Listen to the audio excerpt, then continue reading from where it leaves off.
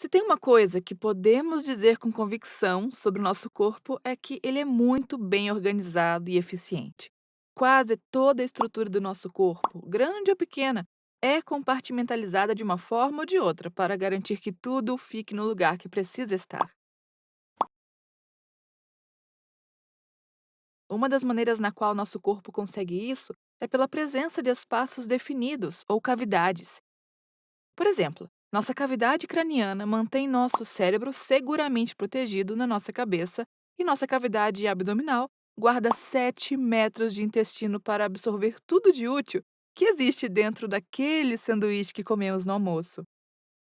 Nossa cavidade torácica também é um espaço interessante, com sua caixa torácica protegendo seu coração e seus pulmões, mas entre os nossos pulmões existe ainda uma região anatomicamente complexa que, só de ouvir seu nome, muitos estudantes de anatomia têm arrepios. Mas não precisa ter medo, é por isso que estamos aqui. Eu te garanto que hoje nós vamos ficar craques na anatomia do mediastino. Então, vamos começar a trabalhar e ver tudo sobre essa discussão. Bem, já estabelecemos que o mediastino está localizado na linha média do nosso corpo entre as cavidades pleurais do tórax. No nosso tutorial de hoje, nós vamos dar uma olhada na anatomia desse espaço com essas duas ilustrações com as vistas laterais direita e esquerda do tórax. Então, vamos tirar um tempo para definir alguns dos limites anatômicos do mediastino como um todo. Anteriormente, o mediastino é limitado pela parede torácica anterior, que é composta pelo externo e pelas cartilagens costais da primeira à quinta costelas, como você pode ver aqui, destacado em verde. O limite posterior do mediastino é marcado pelos corpos vertebrais das vértebras torácicas superiores. Sabendo os limites anterior e posterior do mediastino, agora podemos definir o limite superior como sendo a abertura torácica superior, delineada pelo manúbrio external e pela borda superior da primeira costela, que vai até o corpo vertebral de T1. É claro que, lateralmente, uma vez que o mediastino está localizado entre os sacos pleurais, a pleura parietal de cada pulmão forma o limite lateral de cada lado do mediastino. E, finalmente, o limite inferior do mediastino é formado pelo diafragma respiratório, que você pode ver aqui. Então, para contextualizar um pouco melhor nossos limites, vamos olhar para o diafragma de uma maneira alternativa, de uma perspectiva superior. Então, aqui você pode ter uma ideia melhor do espaço ocupado pelo mediastino. Ok, agora vamos saber tintim por tintim do que se trata o mediastino. Como típicos anatomistas, nós gostamos de dividir as coisas em partes pequenas para torná-las mais fáceis de explorar. E é claro que com o mediastino não seria diferente. Bem, o mediastino como um todo pode ser subdividido em duas partes principais.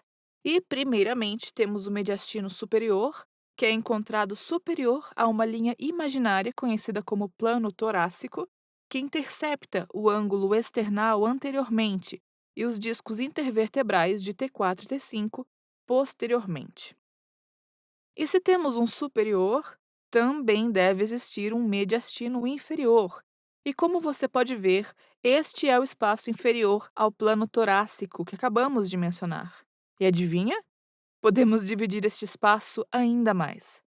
Bem, o mediastino inferior é subdividido ainda em três porções menores relacionadas ao saco pericárdico ao redor do coração.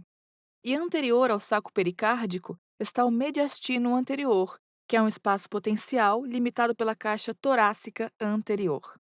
O saco pericárdico, seu conteúdo e partes adjacentes dos grandes vasos estão localizados no mediastino médio, o que quer dizer que tudo aquilo que está posterior ou atrás do saco pericárdico é, não surpreendentemente, considerado como parte do mediastino posterior. Então, neste tutorial, vamos explicar cada região do mediastino uma por uma examinando os órgãos, vasos e nervos localizados em cada divisão. Então vamos começar com o mediastino superior. Então, só para nos lembrar onde o mediastino superior começa e termina, recorde-se que ele é o espaço superior ao plano torácico, que vai do ângulo external até o disco intervertebral entre T4 e T5. Nós vamos estudá-lo de anterior para posterior e identificar rapidamente as principais estruturas encontradas aqui. Primeiramente, temos esse órgão aqui, com aparência gordurosa e glandular, que é o timo, um dos nossos órgãos linfóides primários. Isso significa que é nele que nosso corpo produz nossos linfócitos, que trabalham tão duro para matar aquelas malditas bactérias e vírus que atacam o nosso corpo. Nas crianças, o timo é uma glândula bilobar e achatada. Entretanto, após a puberdade, ele sofre uma involução gradual, o que significa que ele encolhe e grande parte dele é substituído por tecido gorduroso. Nossa primeira estrutura de interesse no mediastino superior é essa aqui, que você provavelmente é capaz de identificar devido ao seu anel cartilaginoso característico, visto aqui. Sim, você está certo. É de fato a traqueia. E a traqueia, é claro, desce da laringe no pescoço, desviando só um pouco para a direita da linha média. Ela passa inferiormente ao nível da vértebra T5, onde ela se bifurca nos brônquios principais direito e esquerdo, que entram no hilo do pulmão. Logo posterior à traqueia está o esôfago, que é um tubo fibromuscular que transporta a comida que deglutimos desde a faringe, passando ao longo do mediastino superior e do mediastino posterior, e continuando no abdômen após atravessar o diafragma. Posterior ao timo, existem várias grandes artérias e veias, e nós vamos começar com essa aqui, destacada em verde para você, que é a veia cava superior. A veia cava superior é formada pela união das veias braquiocefálicas direita e esquerda e leva sangue desoxigenado recebido da cabeça, do pescoço, dos membros superiores e da parede torácica. Podemos ver nessa ilustração que a veia cava superior está situada ao lado direito do mediastino superior e que ela esvazia seu conteúdo diretamente no átrio direito do coração, que fica logo aqui. A veia cava superior também recebe o conteúdo da veia ázigos, que corre do lado direito dos corpos vertebrais, antes de se arquear sobre o brônquio principal direito. E enquanto ela atravessa o mediastino, a veia ázigos recebe várias das veias intercostais posteriores direitas, que drenam os espaços intercostais direitos. Agora, vamos focar na vista lateral esquerda do mediastino para que possamos ter uma vista melhor de outros vasos do mediastino superior. Então, vamos começar de novo, claro que com essa estrutura aqui, que é o arco aórtico, uma continuação da aorta ascendente, começando no nível da segunda articulação externo-costal. E durante o seu curso, através do mediastino superior, ela se arqueia posteriormente e para a esquerda, antes de descer inferiormente como a aorta torácica descendente, logo à esquerda do corpo vertebral de T4. O arco aórtico tem três grandes ramos que são o tronco braquiocefálico, que não está visível nessa ilustração, a artéria carótida comum esquerda, que supre grande parte do lado esquerdo da cabeça e do pescoço, e a artéria subclávia esquerda, que fornece suprimento arterial para o membro superior esquerdo e também para a medula espinhal superior, tronco encefálico, cerebelo e cérebro posterior. Então, antes de mudarmos para o mediastino superior, vamos dar uma olhada nos principais nervos que estão presentes aqui, começando pelo nervo vago esquerdo, que entra no mediastino superior entre as artérias carótida comum esquerda e subclávia.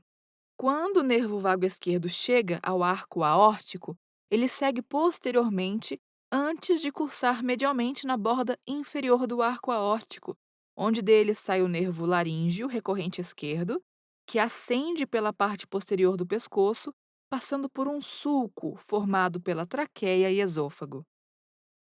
O nervo vago esquerdo, então, desce posteriormente para o hilo do pulmão esquerdo, dando vários ramos para o plexo pulmonar esquerdo, antes de continuar até juntar-se ao nervo vago direito para formar o plexo esofágico.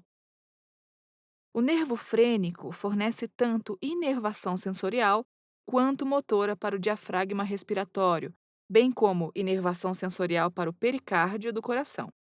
Como você pode ver nessa ilustração, o nervo frênico desce pelo mediastino superior, entre a artéria subclávia e a veia braquiocefálica. O nervo frênico passa então anterior ao hilo pulmonar, o que ajudará você a distingui-lo do nervo vago na sua aula de dissecação. E com isso, cobrimos as principais estruturas do mediastino superior. Então agora vamos descer um pouco até o mediastino inferior para aprendermos sobre a sua anatomia.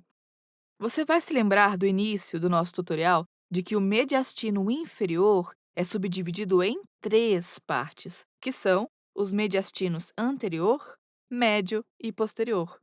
Na realidade, o mediastino anterior é extremamente limitado em volume e é definido como o espaço entre ambos os sacos pleurais anteriores ao saco pericárdico. E se olharmos para o mediastino anterior de uma vista superior, podemos entender melhor as suas proporções. Então, dado o fato de que ele é praticamente um espaço potencial, não será surpresa para você ouvir que não há muito de anatomia para examinarmos aqui. De fato, a única estrutura que você encontrará aqui é algum remanescente do timo e alguns linfonodos mediastinais anteriores, como os linfonodos pré-pericárdicos.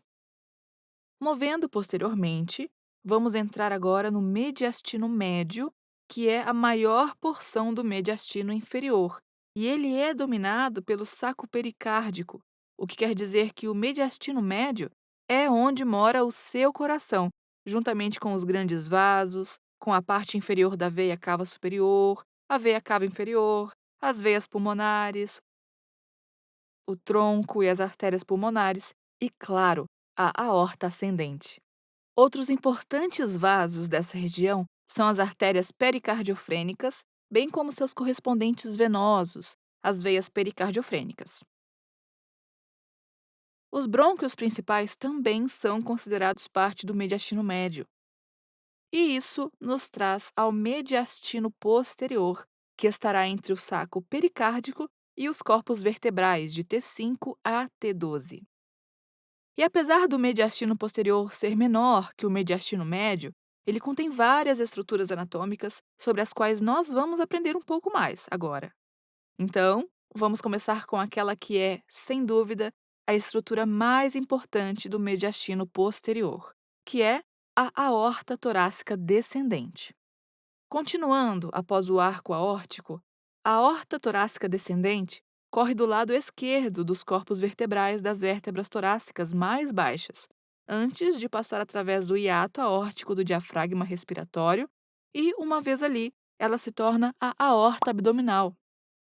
Como ela desce pelo mediastino posterior, a aorta torácica descendente possui ramos laterais pareados que suprem os espaços intercostais entre a terceira e a 12ª costelas. E esses ramos são conhecidos como as artérias intercostais posteriores. No seu aspecto anterior, a aorta torácica descendente dá entre 2 e 5 ramos esofágicos não pareados, bem como alguns ramos brônquicos e pericárdicos. Ela também dá um par de artérias frênicas superiores que suprem o diafragma. Correndo lateralmente à aorta torácica descendente estão as veias hemiázigos e hemiázigos acessória, que recebem o conteúdo da drenagem das veias intercostais posteriores esquerdas. E nessa ilustração, você também pode ver essa veia aqui, que é a veia intercostal superior esquerda, que drena os espaços intercostais mais altos. E, finalmente, antes de completarmos nosso estudo sobre o mediastino posterior, vamos só dar uma olhada nos principais nervos encontrados nessa região. É claro que vários dos nervos que vimos no mediastino superior naturalmente continuam seu trajeto passando pelo mediastino posterior, como, por exemplo, o nervo vago e o nervo frênico, bem como seus respectivos ramos. E apesar de eles tecnicamente não fazerem parte do mediastino posterior, eu quero dar uma olhada rápida nessa coleção de estruturas nervosas situadas aqui, ao longo da parede torácica posterior. Bem, correndo inferiormente a cada costela, junto com as artérias e veias intercostais posteriores, estão os nervos intercostais, que são os ramos anteriores dos nervos espinhais torácicos. Todos os nervos intercostais fornecem inervação para a pleura parietal e estruturas da parede torácica.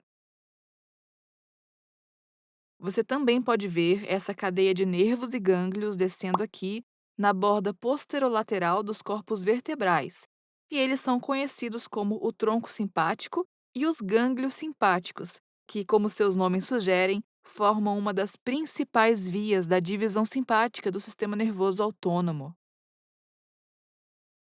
Você também pode ver vários ramos saindo do tronco simpático, que também descem inferiormente em direção ao abdômen.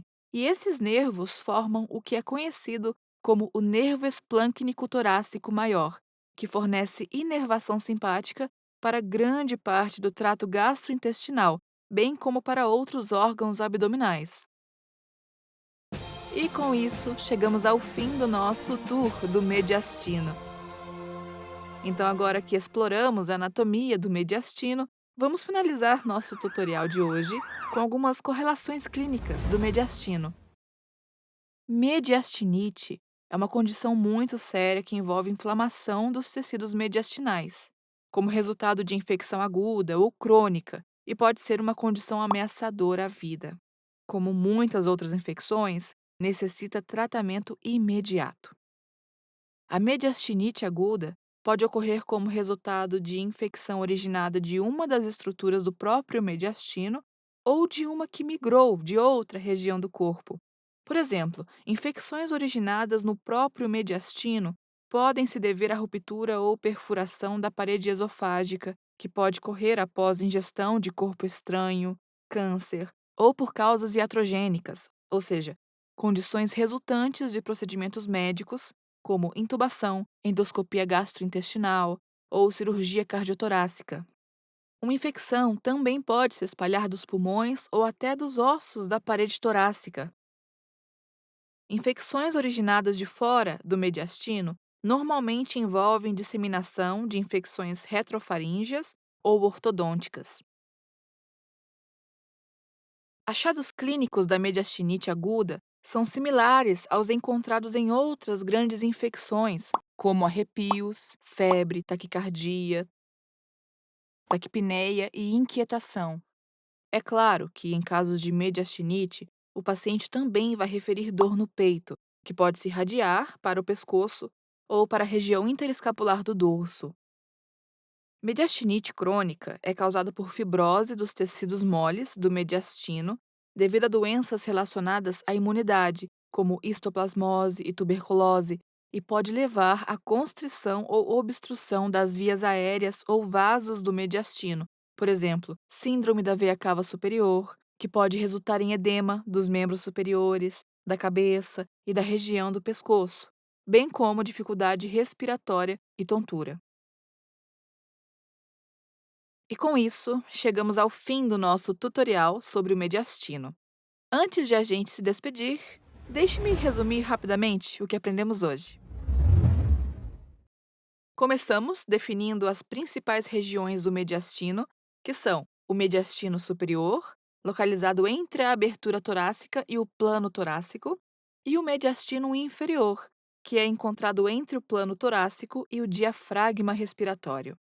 Depois, subdividimos o mediastino inferior em três divisões menores, que são o mediastino anterior, um pequeno espaço restrito anteriormente ao saco pericárdico, o mediastino médio, que contém o saco pericárdico e vários dos grandes vasos, e, finalmente, o mediastino posterior, que compreende o espaço posterior ao saco pericárdico.